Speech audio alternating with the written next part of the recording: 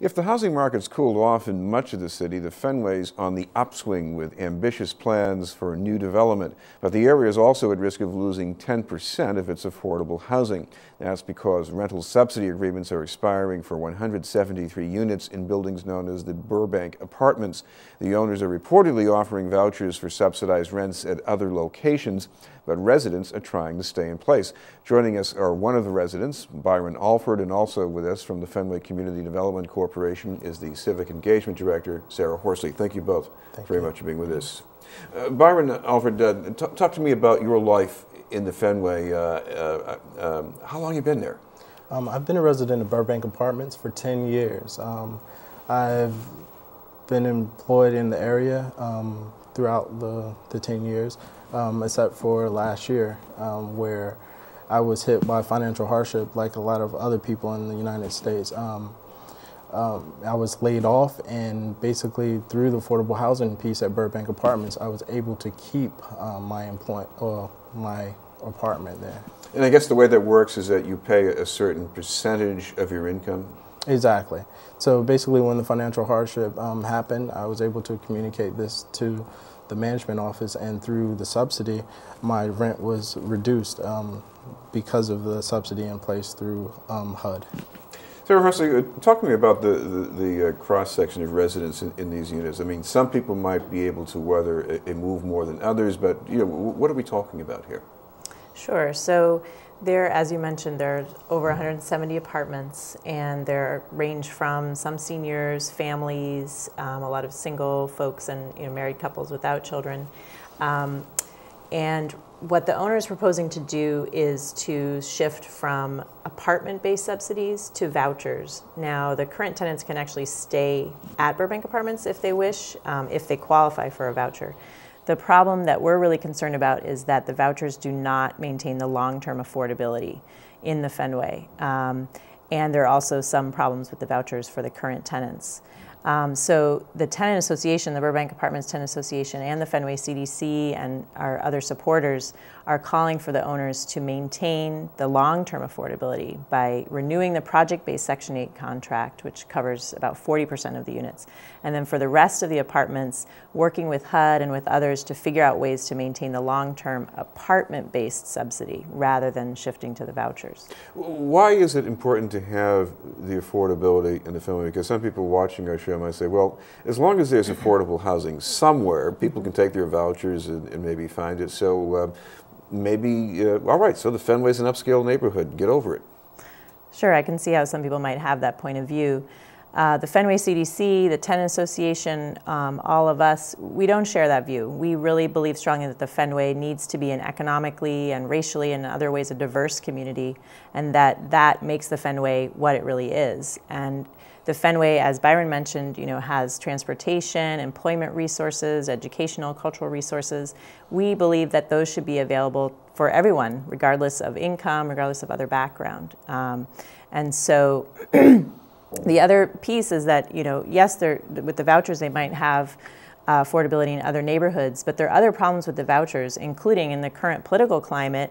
Voucher programs, in other words, those that are attached to the person, the tenant, rather than the apartment, are more likely to be on the axe for the budget cuts, whereas the project-based subsidies are more stable. Byron, have you ever thought what it would be like if your unit in the Fenway did go market rate and you had to look for another place, even with a voucher? I'm in the preliminary stages of, I guess, expecting the best case scenario that we reach some agreement with the owners to keep the long-term affordability, but planning for the worst. I know that a lot of places outside of Boston, I mean, they do accept them, but you have to wait and see if there are any openings for them. So I'm kind of left, wondering, will I have to wait longer, or will something come of the agreement with the Cartmans, and hopefully I'm able to stay there and the long-term affordability is intact at Burbank Apartments. By the way, do you feel that the place where you live is really a neighborhood for you, where you know people and you have a feel for what is it like? I feel connected to my neighbors. I don't feel like I live amongst them. I feel like we're kind of in the same struggles. It's a diverse cast of residents. We have mothers, we have families, we have elderly people, we have people that work multiple jobs. We have a wide variety of people. Just in my experience of living there, basically, I've had a neighbor who fell and was seriously injured. Myself and other neighbors went to her assistance and was able to get her, the emergency aid that she needed to. And we felt connected, and I felt, obligated to do something, not just because we live there, but we're neighbors and we do neighborly things and help people in need. So I feel like that builds a sense of neighborhood or builds a sense of community instead of just living amongst others. So talk to me about the other options here for the people who own this property. They had an agreement, they were committed to subsidies for a certain amount of time. They don't have to do it beyond that. So they do have some rights to do something else instead, but what's the price they'd have to pay for doing something else?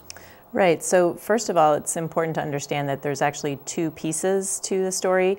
So there is a mortgage that the owners had with HUD. HUD financed the mortgage 40 years ago so that the property would be available as affordable housing for those 40 years. So that is expiring April 1st.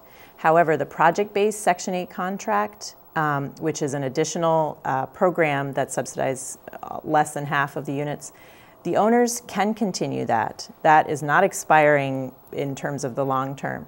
And we are advocating and strongly calling on the owners to renew that contract for as long as possible.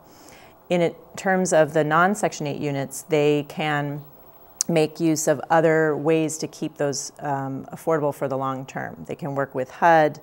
There are different kinds of local and state funds that they can avail themselves of and so forth.